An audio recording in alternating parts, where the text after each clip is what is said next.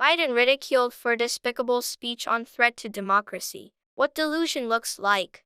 Conservatives ridiculed President Joe Biden's despicable Wednesday speech in which he warned midterm voters of the threats to democracy ahead of Election Day. During his last address before the balance of power would be decided in Washington, D.C., Biden pleaded with Americans to vote against Republicans, accusing them of being election deniers and MAGA extremists who have encouraged political violence, promoted former President Donald Trump's big lie about the 2020 election, and engaged in voter intimidation. Rather than focusing on main issues voters are most concerned about, namely rampant inflation and other economic woes, Biden's speech pointed the finger at his political opponents. He noted the assault against House Speaker Nancy Pelosi's husband, Paul Pelosi, decrying the violence and misinformation supposedly fostered by extremist Republicans. Biden claimed, "Recent polls have shown that an overwhelming majority of Americans believe our democracy is at risk, that our democracy is under threat. They too see that democracy is on the ballot this year, and they're deeply concerned about it." He also claimed that MAGA extremists were looking suppress the right of voters and subvert the electoral system itself.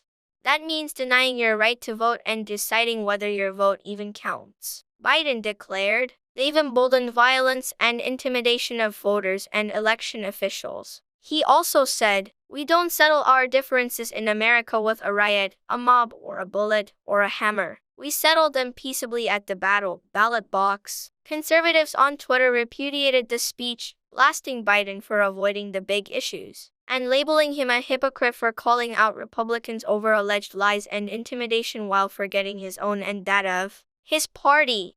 Conservative radio host Buck Sexton described the speech, saying, "While it lacks some of the Seventh Circle of Hell vibes from his August speech, you could argue that, given the timing and messaging, that was the most bizarre, tone-deaf, vicious, delusional speech of Biden's presidency." Which is saying a lot. Responding to Biden's denunciation of riots during the address, American Wire News managing editor Tom Tillison asked, "Did he sleep through the BLM riots?" GOP communications strategist Matt Whitlock tweeted, "The guy who said common sense election integrity laws in Georgia are Jim Crow 2.0 and Jim Eagle has zero credibility to lecture on free and fair elections." In response to Biden's urge for peace, Rep. Dan Bishop, RNC, made a reference to Democrats' defense of the BLM protests, asking, "Does mostly peaceful count?" Former Republican Congressman David Giglio tweeted, "This is literally what delusion looks and sounds like." Townhall.com political editor Guy Benson blasted Biden's hypocrisy, reminding his followers that Biden endorsed an election denier in Georgia and smeared the state's election reforms as worse than Jim Crow.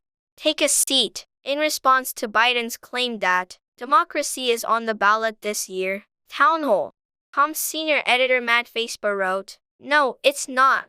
It's the economy, and if you were fully functional, you'd know that by now." The Federalist senior editor David Harsanyi tweeted, "Despicable speech from a despicable president," slamming the fact that Biden made much of his speech about election deniers, rather than the economic issues that are driving voters to the polls. Fox News contributor Joe Concha tweeted, "It is stunning that this is what the party in power has chosen as its closing argument heading into a midterm where every sane Democratic strategist will concede is about inflation, crime, border, fentanyl, education." He added, "This speech will only energize the other side that much more."